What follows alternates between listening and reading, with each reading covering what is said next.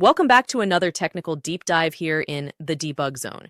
Today we're tackling a big question and breaking it down with insights from other users. Hopefully this clears up some misconceptions and helps you get the answer you need. So buckle up, stay a little curious, and let's jump right in.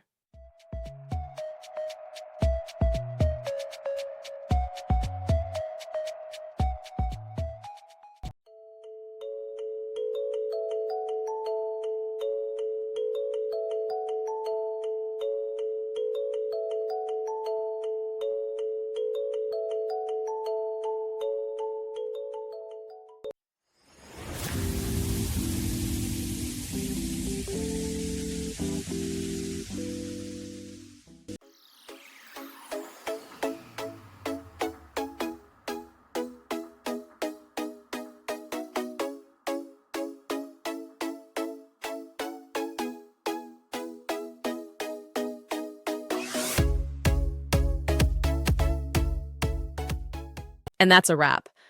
I hope you found the answer you were looking for. If you did, take a second to hit that subscribe button. It really helps out. And let me know in the comments which solution worked best for you. See you next time in the debug zone.